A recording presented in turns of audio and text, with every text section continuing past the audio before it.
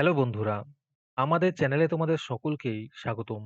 আজকের ক্লাসে আমরা ক্লাস 7 এর রায় ও মার্টিন ২০২৬ প্রশ্নবিচিত্রার বাংলার ফার্স্ট সেমিটিভের ১ নম্বর মডেল সেটের প্রশ্নোত্তরগুলি আলোচনা করব।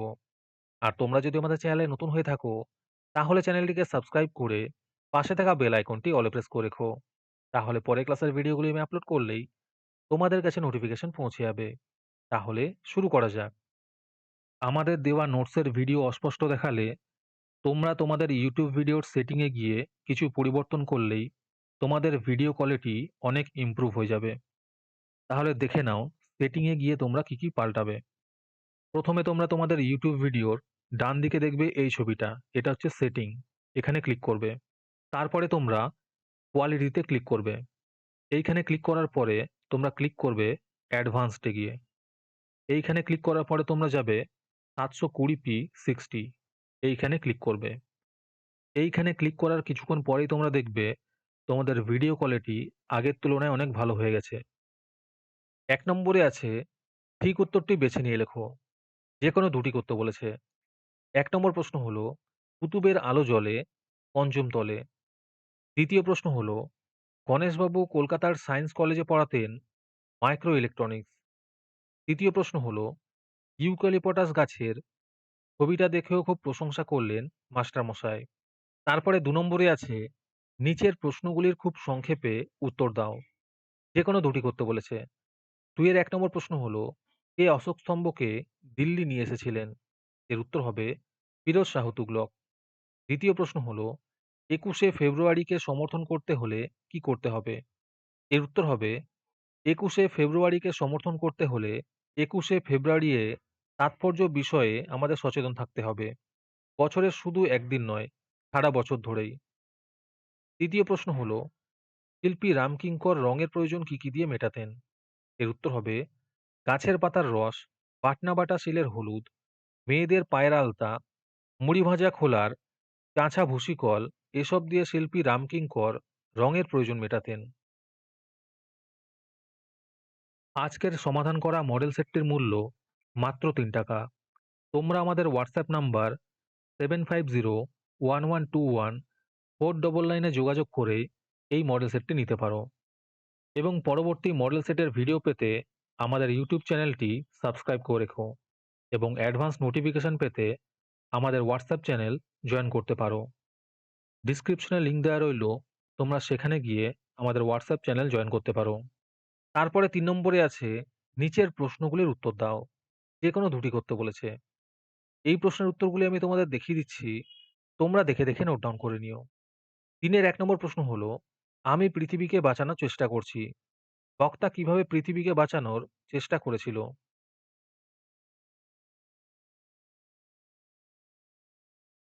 ৩ এর ২ নম্বর প্রশ্ন হলো, এই সাদামাটা সুরটাই আমাকে ভীষণভাবে টানে। সাদামাটা সুর বলতে কি বুঝিয়েছেন? তাকে এই সুর টানে কেন?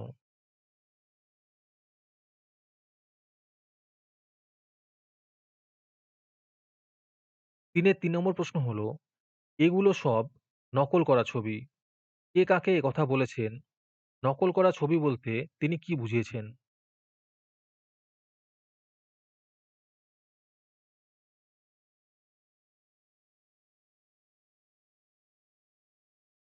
তারপরে ৪ নম্বরে আছে সঠিক উত্তরটি বেছে নিয়ে লেখো। যেকোনো দুটি করতে বলেছে। ৪ এর ১ নম্বর প্রশ্ন হলো, মন্দ কথায় মন দিও না, ছন্দে শুধু কান রাখো। ৪ এর ২ নম্বর প্রশ্ন হলো, বকুল গাছে লিখেছে, লিখেছে ১০ জোনাকি। ৪ এর ৩ নম্বর প্রশ্ন হলো, কোকনদ শব্দের অর্থ লাল পদ্ম।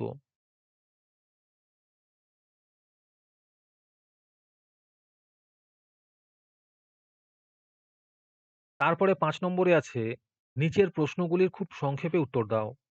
যেকোনো দুটি করতে বলেছে। ৫ এর ১ নম্বর প্রশ্ন হলো, ৩টি শালিক কি করে? এর উত্তর হবে ৩টি শালিক ঝগড়া থামায়। ৫ এর ২ নম্বর প্রশ্ন হলো, জলের সঙ্গে তাল মিলিয়ে কারা পাড়ি দেয়? এর উত্তর হবে নৌকা এবং জাহাজ। ৫ এর ৩ নম্বর প্রশ্ন হলো, তাই তো সহস্র পাখির কলতানে আজ দিগন্ত মুখর। সহস্র পাখি কাদের বলা হয়েছে? এর উত্তর হবে বাংলা ভাষায় যারা কথা বলে গান গায় সেই সব মানুষদেরকেই সহস্র পাখি বলা হয়েছে। আমাদের এই সমাধান পর্বটি তোমাদের উপকারে এসে থাকলে অবশ্যই চ্যানেলটিকে সাবস্ক্রাইব করে আমাদের পাশে থেকো এবং পরবর্তী ক্লাসটি তোমাদের কোন বিষয়ের উপর প্রয়োজন তা কমেন্টে আমাদের লিখে জানাও।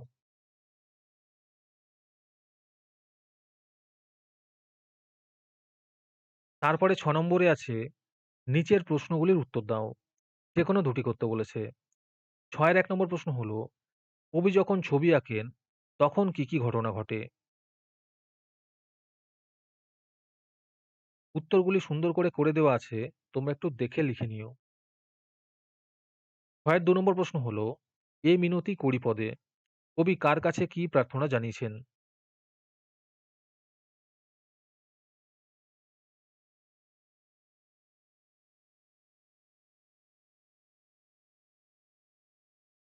৬ এর ৩ নম্বর প্রশ্ন হলো, পদ্য লেখা সহজ নয়। পদ্য লেখা কখন সহজ হবে বলে কবি মনে করেন?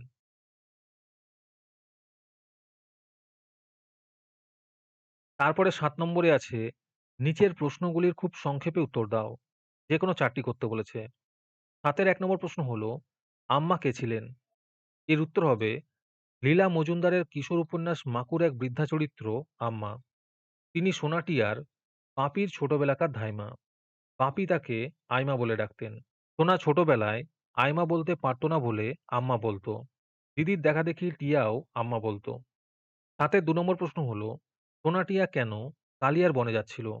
এর উত্তর হবে, সোনা টিয়া প্যাঁপে পুতুল কেনার জন্য কালিয়ার বনে যাচ্ছিল। তাতে ৩ নম্বর প্রশ্ন হলো, সোনা টিয়ার বয়স কত? এর উত্তর হবে, সোনার বয়স ৬ বছর এবং টিয়ার বয়স ৫ বছর। হাতের ৪ নম্বর প্রশ্ন হলো, সে একটা আস্ত ভালো মানুষ হয়ে যাবে। সে কিভাবে আস্ত ভালো মানুষ হয়ে যাবে? এর উত্তর হবে, মাকো যদি হাসার কল এবং কাঁদার কল বসিয়ে নেয় তাহলে সে আস্ত ভালো মানুষ হয়ে যাবে। হাতের ৫ নম্বর প্রশ্ন হলো, একটুও ভয় করল না। কিসের কাদের ভয় করেনি? এর উত্তর হবে, দূরে কোথাও হুতুমথুম পেঁচা ডাকাতে সোনাটি আর একটুও ভয় করেনি।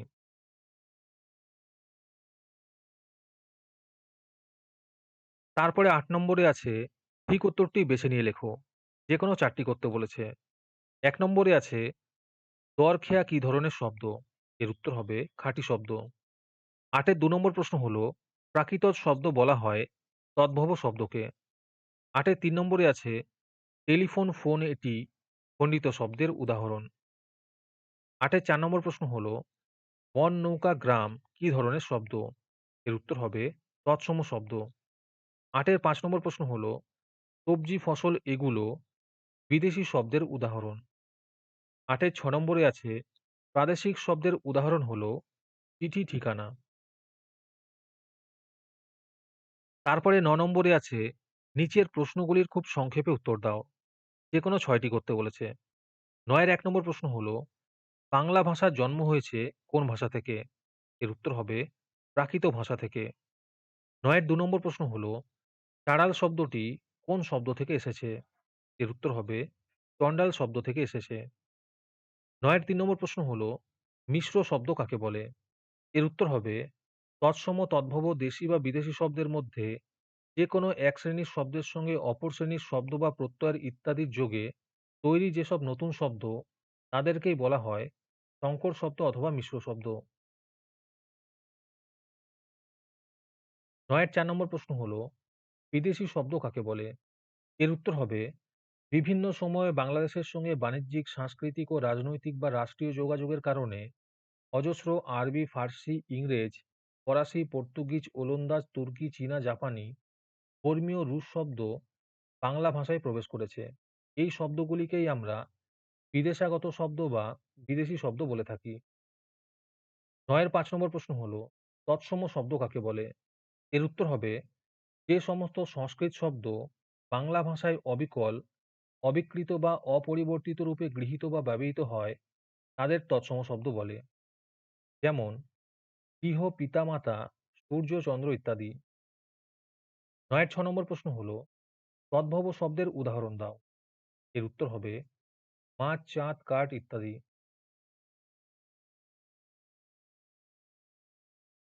৯ এর ৭ নম্বর প্রশ্ন হলো, তদ্ভব ও অর্ধ তৎসম শব্দের পার্থক্য লেখো।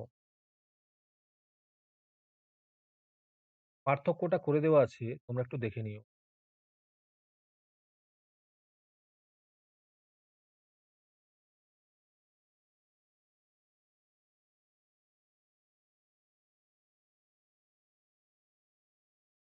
আজকের ক্লাসটি তোমাদের ভালো লেগে থাকলে ভিডিওটিকে লাইক এবং চ্যানেলটিকে সাবস্ক্রাইব করে দিও। তার সাথে ভিডিওটি তোমাদের সহপাঠীদের শেয়ার করে দিও। আর তোমরা কোথা থেকে আমাদের ভিডিওটি দেখছো অবশ্যই কমেন্টে লিখে জানিও। তাহলে আজকে এই পর্যন্তই। দেখা হচ্ছে পরের ক্লাসে।